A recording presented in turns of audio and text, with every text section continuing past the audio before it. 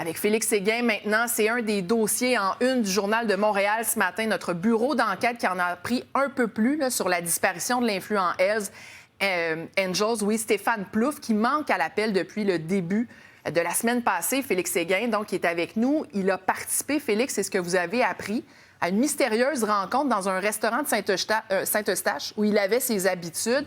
Et ça, c'est quelques heures, donc, avant de disparaître, là. Bien, en fait, on pense qu'il a été vu à ce restaurant, en tout cas pour l'une des dernières fois. Ce qui s'est produit, c'est que Stéphane Plouffe, surnommé Fess dans le milieu criminel, s'est présenté au restaurant de l'hôtel situé en bordure de la 640, un hôtel qui a aussi une succursale à Terrebonne.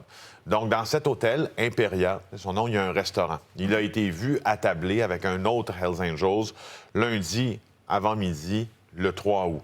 Il y a peut-être un autre individu qui s'est greffé au groupe qu'on a de la difficulté à identifier. Là, cette piste-là n'est pas très claire, mais ce qui est très clair, c'est que Stéphane Plouffe était au restaurant de l'hôtel Imperia ce lundi 3 août.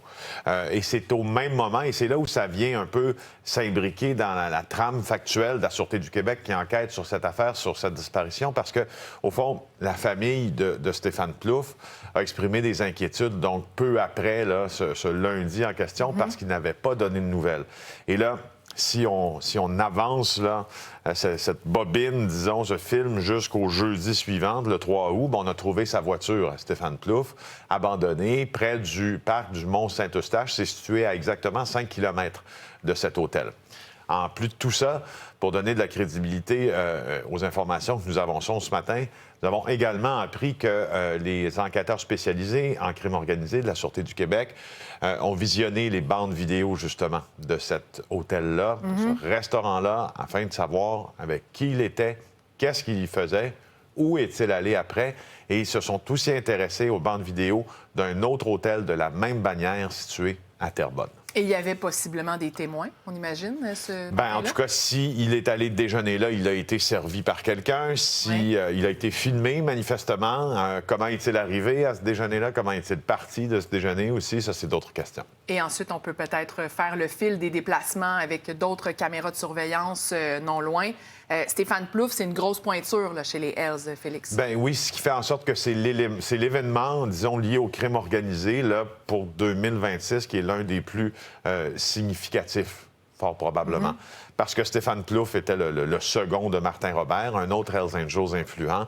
Et puis d'ailleurs, pour en ajouter sur les détails de cette enquête sur la disparition, bon, les policiers de la Sûreté du Québec, puis d'autres personnes avec une bonne connaissance de l'enquête en cours nous disent qu'on n'a pas le choix d'avoir une vision à 360 degrés dans ça, de ne pas exclure que Stéphane Plouffe ait pu décider de quitter lui-même le pays pour se cacher. De quoi? On l'ignore. Mais l'hypothèse qui est privilégiée, c'est vraiment celle d'une purge interne. Et il y a quelques événements qui viennent, disons, accréditer ou renforcer cette hypothèse-là pour les policiers.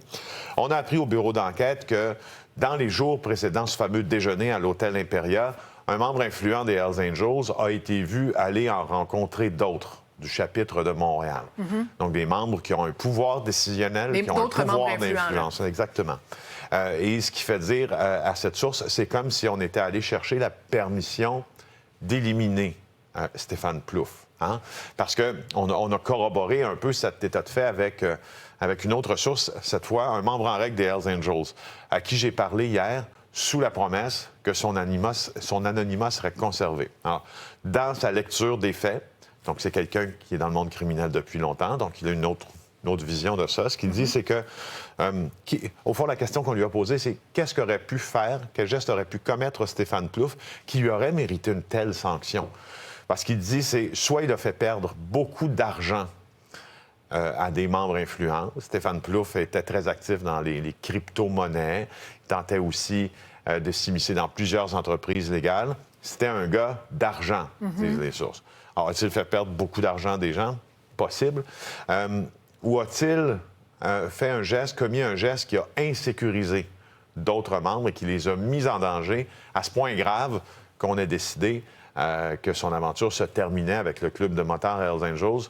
C'est possible. Alors, c'est ce que cette source nous a confié. Ça peut déranger parfois là, quelqu'un qui prend trop de place au sein d'une organisation. Aussi, c'est déjà arrivé, là, quand on parle de purge interne, ce ne serait pas la première fois. C'est déjà arrivé par le passé. Non, les Hells Angels ont historiquement été très rudes, on pourrait même dire violents, sanguinaires, avec des gens qui s'écartaient des visées de l'organisation. Évidemment, entre guillemets, la mère de toutes les purges, c'est la tuerie de Lennoxville en 1985, où 5 membres du chapitre North des Hells Angels ont été conviés dans une réunion dans le bunker de Sherbrooke. Ils ont été assassinés, placés dans des sacs de couchage, lestés et placés dans le fleuve Saint-Laurent, retrouvés un peu plus tard. C'est venu donner cette réputation ultra-violente aux Hells Angels. Ça marque les esprits, là. Qui dure, oui, c'est ça.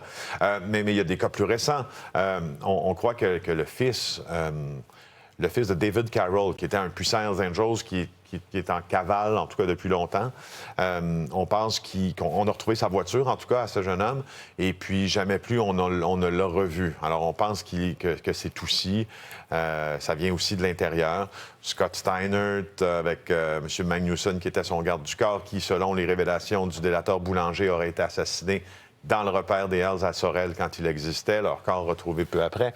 Donc, il y a beaucoup... Et j'en passe, là, parce que, bon, c'est pas tous ces règlements de compte qui sont ultra connus, là, et ces disparitions mystérieuses aussi, mais il y en a plusieurs. Alors, c'est à suivre. Merci pour ces révélations, Félix. Au revoir. Au revoir.